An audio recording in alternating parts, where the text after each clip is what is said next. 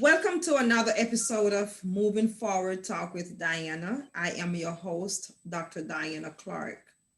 This platform is open to discuss various topics with the goal to motivate others to shape their future without limitation.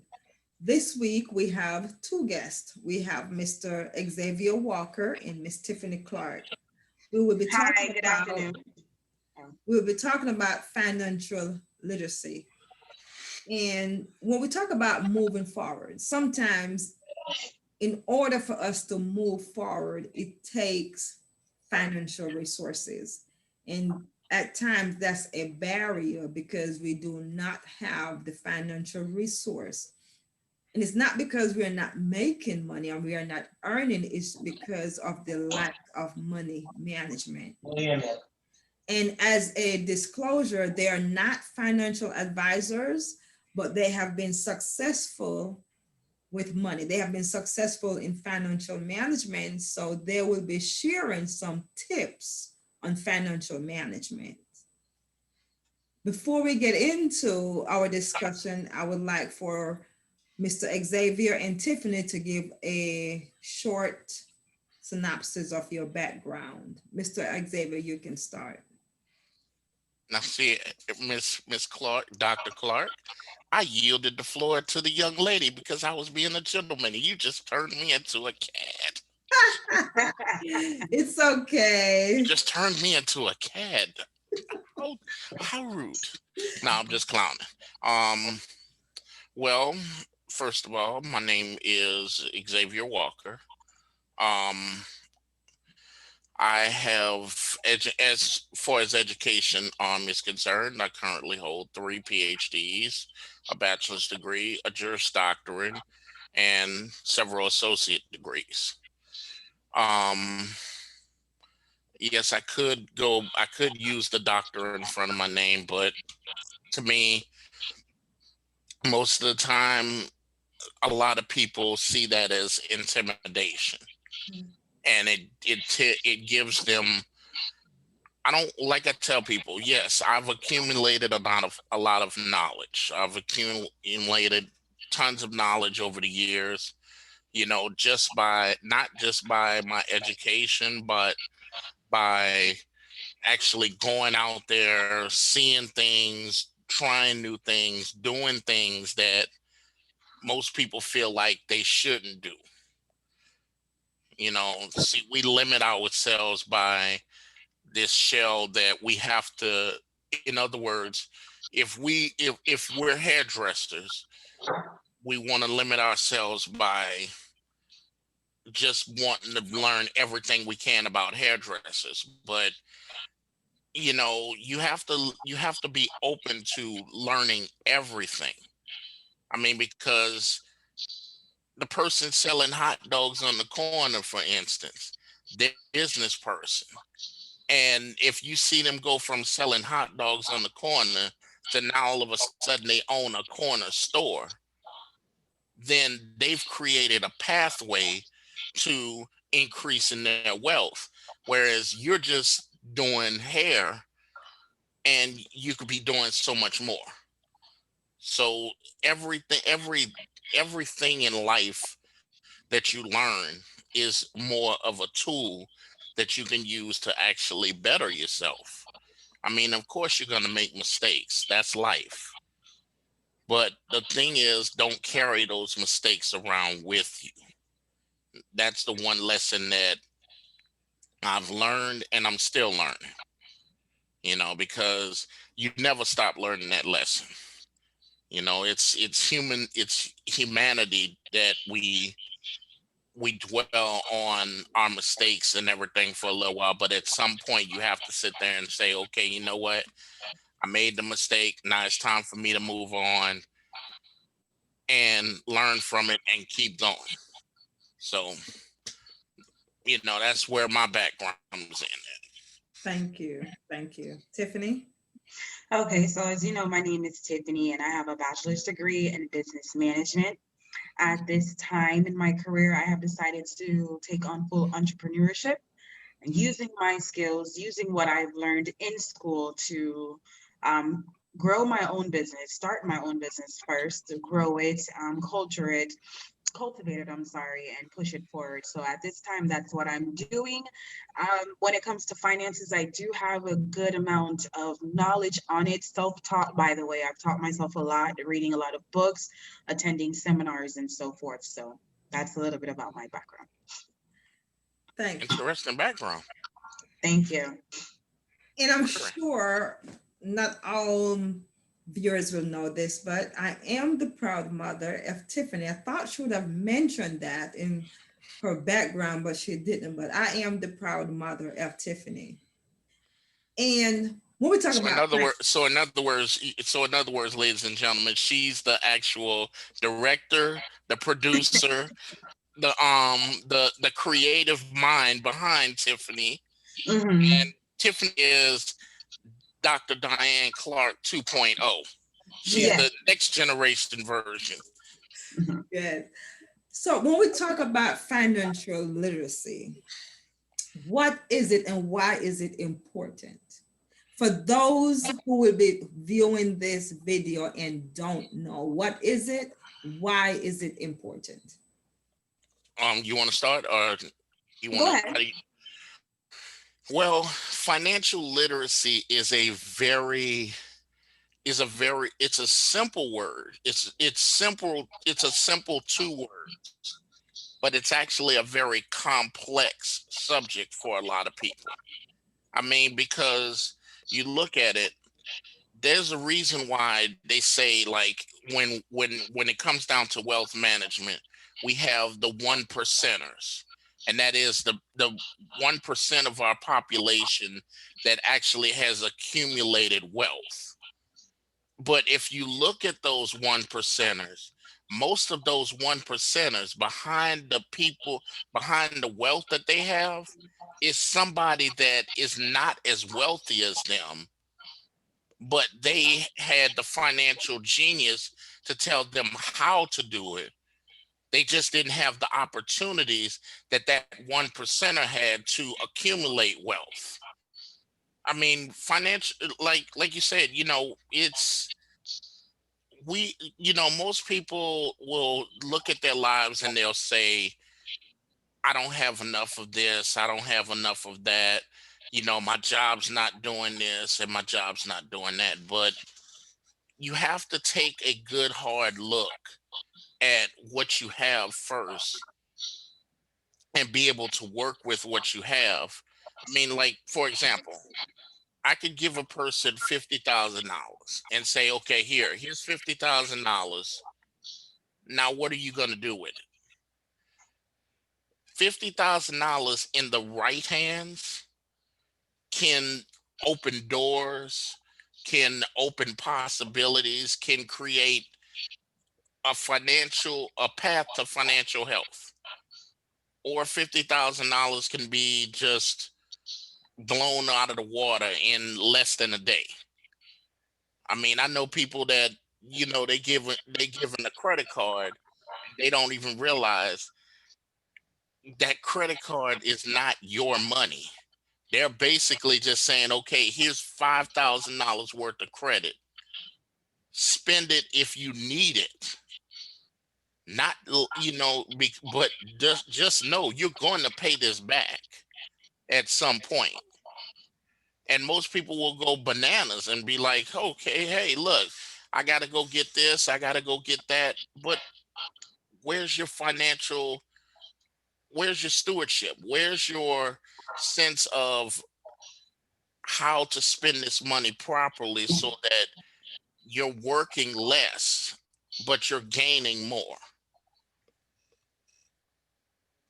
Okay. Awesome. Awesome. So, what financial literacy means to me is understanding how finances work and understanding how finances can impact you negatively and positively. So, what do you mean by negatively and positively? Well, if I do this with my finances, what will be the outcome? Is it good or is it bad? And understanding financial literacy needs to be in every aspect when it comes to investments, when it comes to lines of credits, when it comes to bills, when it comes to savings, when it comes to retirement, all of that. We need to understand how finances work on a tadpole, how finances can benefit us, how making this decision in our finances can hurt us in the long term. So as I stated, it's just understanding finances on a whole, what it can do for you, how it can work for you, and also how it can work against you. We have to understand each side of it so we know what to avoid and we know what to do in every aspect. As I stated, like investments, loans, lines of credit, bills, and so forth. Awesome. And one point that Tiffany, right? Yes. One point that Tiffany made that is very important, and it's the key word in there is learn. Mhm. A lot of the reason why there's only 1% of the population that actually accumulates wealth is because the other 99% of the population feels that has been conditioned to, in other words, they're in a survival mode. It's like they're drones. It's like, I know my checks come the first, I know my bills come a certain time of the month. And I know those same bills, I call them reoccurring bills. Those reoccurring bills, your rent, your lights, your water, gas, insurance, car note, cell phone insurance, those things. Those things come every single month, but it's like very few people actually budget and instead they just know that, okay, I have to pay this bill this time of the month. And I'm like, okay, how do you know if that bill is right? Because there are a lot of companies that will send you something in mail and say, okay, hey, pay this bill. And most people, they just pay the bill. They don't question, okay, why my bill was this much this month, and now it's this much this month. Where where was the increase? What happened? Why am I paying more? That creates the key. That's one of the key components of financial literacy, because you're making sure that the money that you bring in other words, I guess what I'm trying to say is this: if you're financially literate, it is possible. This is the way it should work. I'm not saying the way it actually works, but the way it should work. The amount of money that you expend out for necessities, bills, things that you need to survive, they actually cost less than what you bring in. Mhm. But see, most people don't realize that. Most people, because they spend, and they don't budget manage, they don't pay attention to their bill, and they're looking like, why am I always broke? You're always broke because you've fallen into that quicksand of paying bills on a monthly basis. And that's a quicksand that most people never get out of. That's the reason why we'll always be in that 99 percentile. Whereas the people that manage their budget, if you don't know how to manage your budget, find somebody that can help you manage your budget so that they can give you the blueprints. The best leaders in this world are people that can delegate responsibilities to those that can do the job.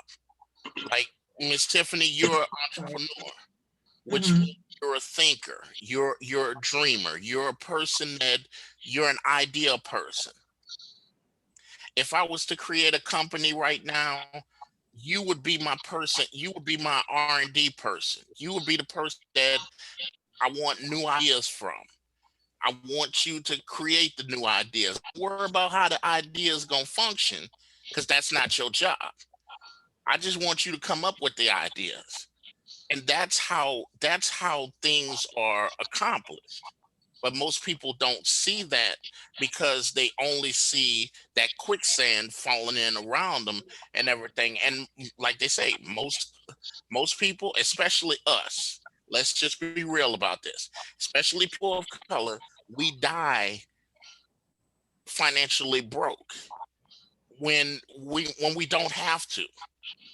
Our generations before us had accumulated wealth. They had the blueprints on how to accumulate wealth, but it's been lost for the last 3 generations, because basically the things that we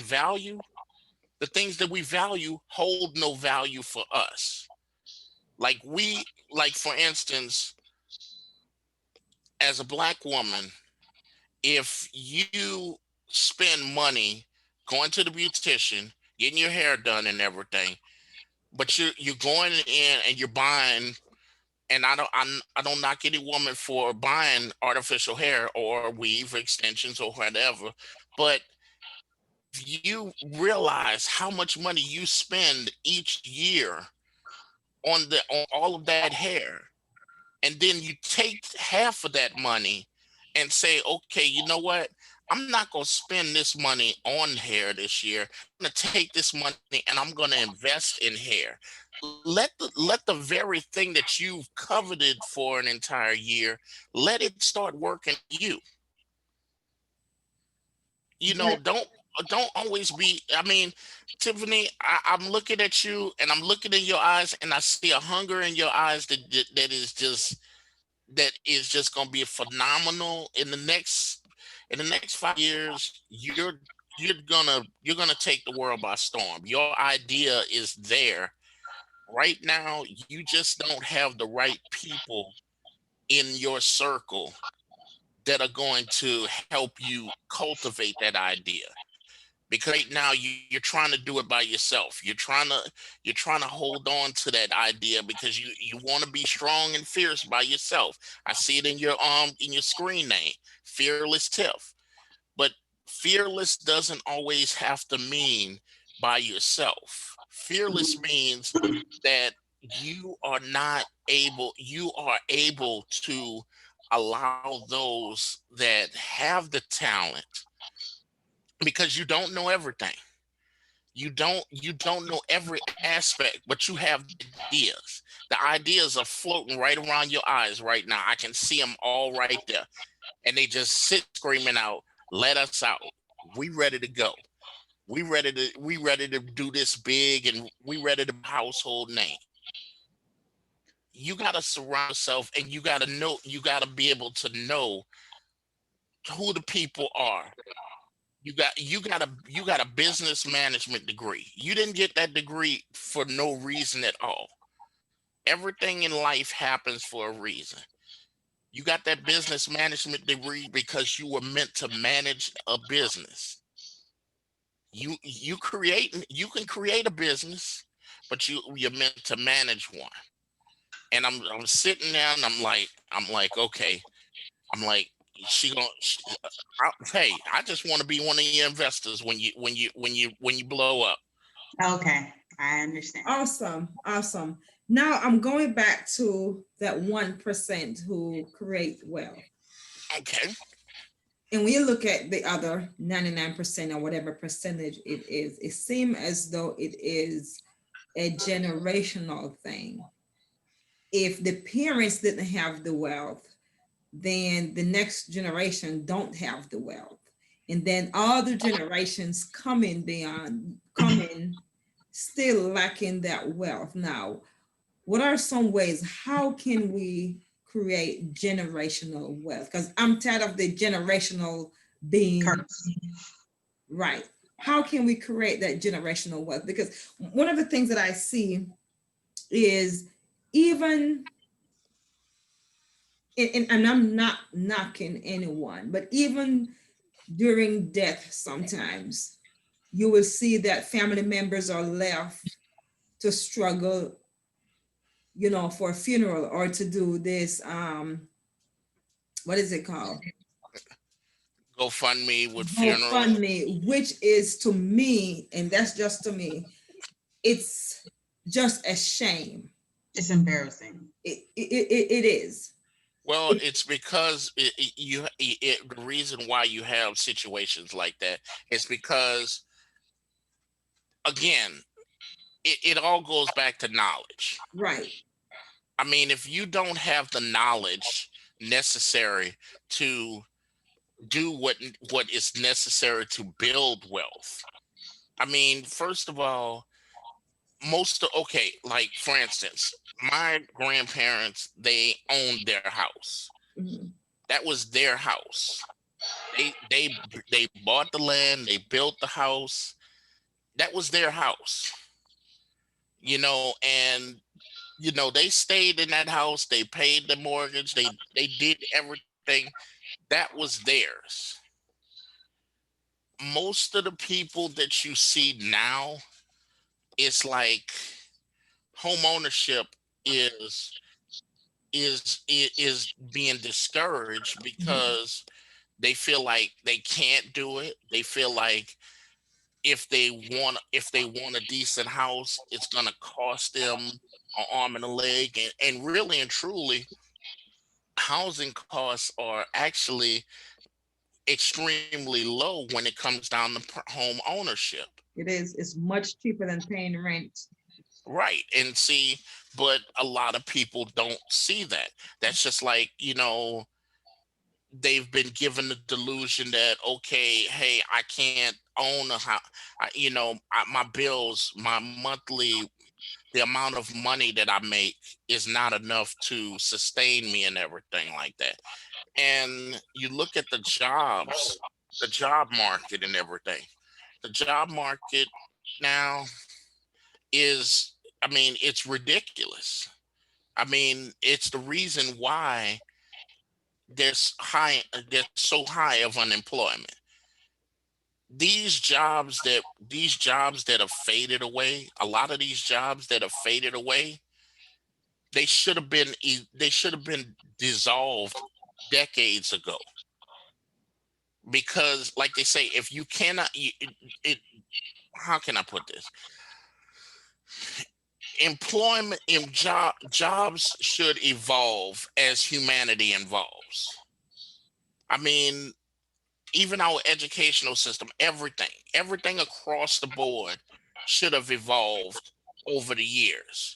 I mean, we should have been having virtual schooling almost 2 decades ago. We had the technology.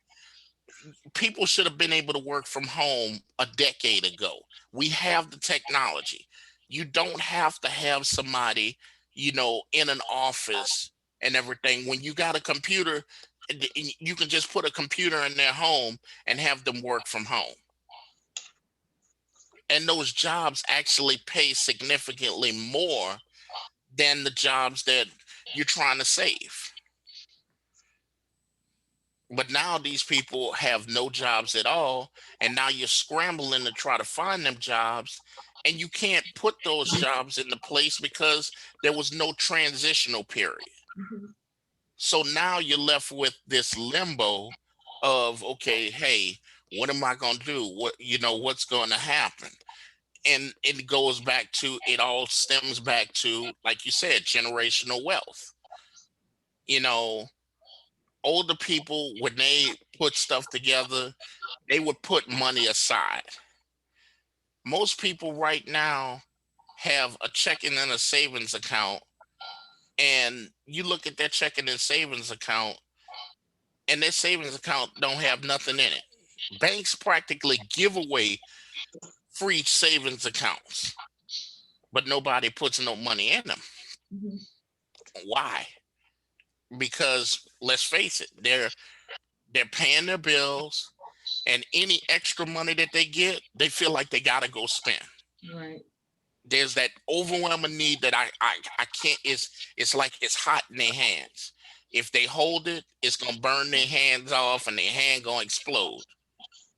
Tiffany, what is your say? And you make some very great points there, Mr. Xavier. Can't save. And my philosophy is on that. As long as you're earning, you have something to save. Tiffany, what do you say? How can we create generational wealth? So generational wealth has to do with education. I'm not talking like going to a university and getting a big degree, but it has to do with understanding and knowing that this is what I have to do. So it needs to be taught. A person doesn't come into the world knowing everything. These habits need to be taught.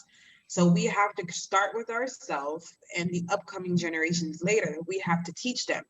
This is how you save money. You always pay yourself first because, like you said, once you're making money, there is money to be saved. No matter what your bills look like, there is money to be saved because you always, what we don't realize is that we always have to pay ourselves first. As soon as you get your paycheck, pay yourself first. What do you mean by pay yourself first? That means put something aside in your savings account. A lot of persons might phrase it as saving for a rainy day. Now, your rainy day might actually be a rainy day. It could be for an investment. It could be for paying down on your future home, but we need to save towards things.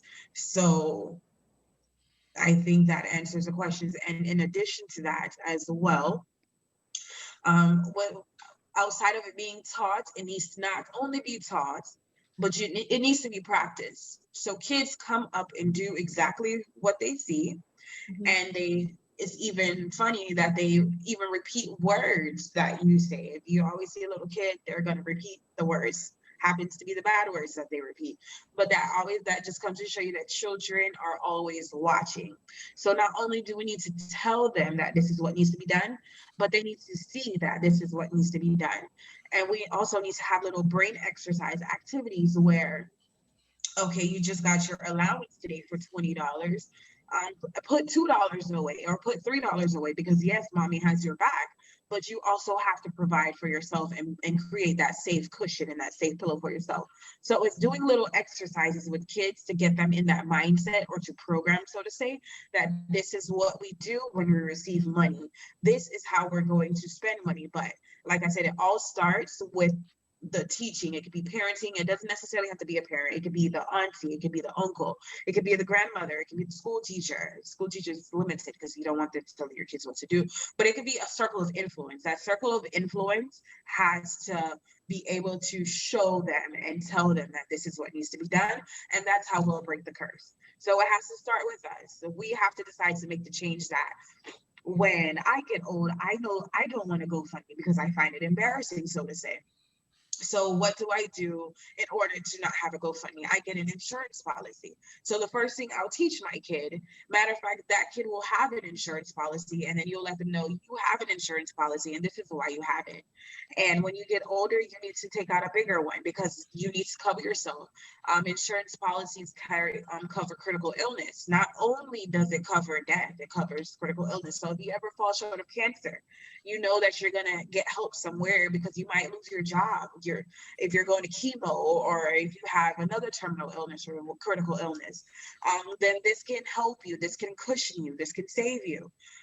So it's just things that, like I said, has to be taught and also has to be exercised in that circle of influence. Awesome. And we only have 7 minutes left. Now, you spoke about investment and quickly. What are some different types of investments? A lot of us don't know about investments. Okay, so you have the traditional investments, which can be like your IRA, getting CDs, getting annuities. Now, those are all with the bank. However, even some life insurance policies.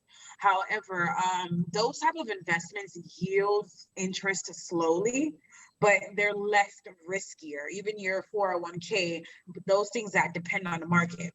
Now you can do your independent investments, which can be starting a business, buying and flipping a property, investing in probably a hotel, or investing in an Airbnb, or investing in an LLC startup. Those are a lot more riskier because of the projection. You just don't know. It really depends on you and your marketing and so forth. Or you can go the traditional route and invest with banks or invest in your 401k. Mr. Xavier, what are some, investments that you will? Well, I mean, first of all, you have to. I guess you look at. I guess I look at it. I look at it from a broad scale of, I base, like, I do investing. I do stockbroking. I got my license through Primerica years ago. But one thing I've learned is you have to in brokers don't tailor their investment advice to the individual. They basically just put out there a one size fits all investment scenario. And whereas I like to try to make it so that that person, it's like it's an idea that they can't, they know, they look at it and they go, oh wow, okay, you know what, when you put it that way, I can't live without it. Like, for instance, I told a group of people, they were like, hey, we want to own a share of Google stock. Well, Google stock is right now trading at over $1,000 a share. And so they were like, well, I ain't got $1,000 to throw into a share and everything. And I told them, I said, you don't have to have $1,000 to throw into a share. I said, there are sites that are doing things now that investment groups, investors, savvy stockbrokers have been doing for decades, which is create investment groups. If you get a group of people together, say 20 people, and each one of those people put in $50 a piece, 50 times that 20 people, you got a share of that company stock. Therefore, they're sharing I mean, and in essence, it's the way things were back in the day. I mean, if you look at it, and I'll briefly touch on this, when slavery ended and everything, the slaves already knew how to work together. They had, they had to work with each other in order to survive. So it wasn't a matter of them having to learn how to work together. They knew how to work together. So they knew that if they pooled their money together, then they would all reap the benefits of that money. I mean, $100 from one person is a is a good little bit of money, but $1,000 from a group of people and everything, and you can change lives. But we don't see things like that. We don't want to help each other because we feel like it's you got to do it on your own. But sometimes you can't do it on your own. Sometimes you have to sit there and you have to look for a little help, and invest it in a group. You're not taking the risk by yourself. And like I tell people, I got investment groups that I've started up where everybody invested $20. Mhm. I told them, I said, look, $20, that's one less extra value meal. I'm not only saving your life I'm saving you from gaining some extra weight, but you also have some money to look forward to. And like one of my investment groups right now, they own like 5 shares of Google stock, and they started out at $20 a share. Okay, Oh, go ahead. yes. Didn't mean to cut you off, No, but no, no, we're you're fine. out of time, and we will continue right here next week on Moving Forward Talk with Diana. Again, until next week, this has been Moving Forward Talk with Diana, and we'll have part 2 of this episode next week. All right. Works for me.